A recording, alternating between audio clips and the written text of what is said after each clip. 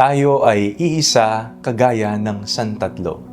Ako po si Father Fiel Pareha at ito po ang ating segment, ang Daily Devotion, na kung saan tayo po ay magdarasal, magbabasa at magninilay kasama ng salita ng Diyos sa buong taon. Manalangin tayo.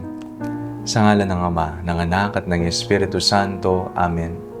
Halina, banal na Espiritu, liwanagan mo ang aming puso at isip, nang maunawaan at may sa buhay namin ng iyong salita. Amen. Our Bible passage for today is from the Gospel of John, chapter 3, verses 16 to 18, and I read it for you.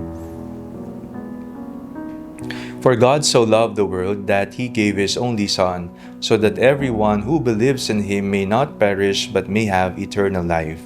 Indeed, God did not send the Son into the world to condemn the world, but in order that the world might be saved through Him.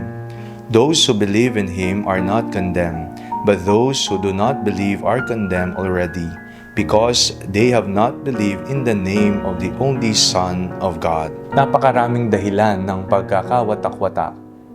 May away sa pamilya, hindi pagkakaunawaan sa magkakaibigan, hidwaan sa komunidad, at maging sa lipunan.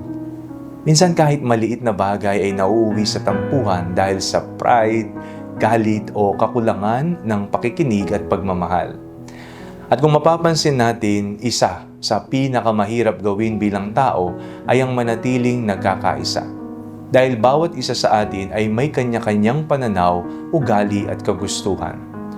Pero ngayong pagdiriwang ng Linggo ng Santissima Trinidad, ipinapakita sa atin ng Diyos ang perpektong larawan ng pagkakaisa sa gitna ng pagkakaiba.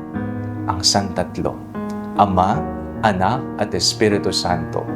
Sapagkat gayon na lamang ang pag-ibig ng Diyos sa sanlibutan, kaya ibinigay niya ang kanyang bugtong na anak.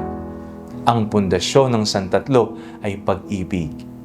Ang Ama ay umiibig, ang Anak ay nag-aalay ng sarili dahil sa pag-ibig, at ang Espiritu Santo ang patuloy na nagbibigay buhay at nagbubuklod sa atin sa pag-ibig ng Diyos. Kahit tatlong persona, iisa ang Diyos. Walang inggitan, walang pagmamataas, walang kompetisyon, kundi ganap na pagkakaisa sa pagmamahal. Kung nais nating labanan ang pagkakahati-hati at pagkakawatak-watak sa ating buhay, kailangan nating matutong magmahal tulad ng Santissima Trinidad. Dahil maraming relasyon ang nasisira hindi dahil walang pagmamahal, kundi dahil mas inuuna ang pagmamataas, ang sarili kaysa sa pagpapatawad, ang sarili kaysa sa pag-unawa at galit kaysa awa. Ang Santatlo ay paalala na posible ang pagkakaisa kapag may tunay na pagmamahal. Sa pamilya, kailangan ang pagmamahal upang manatili ang pagkakaunawaan. Sa mga magkakaibigan, kailangan ang pagmamahal upang manaig ang pagpapatawad.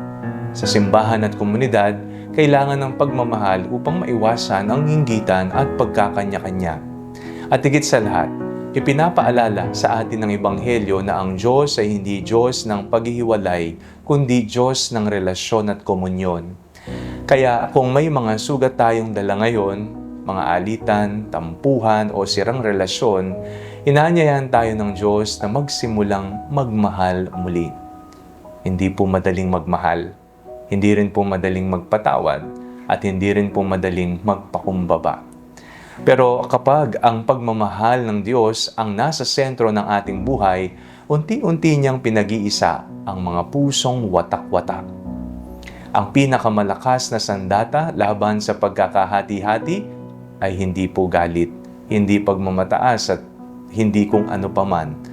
Iisa lamang, pag-ibig.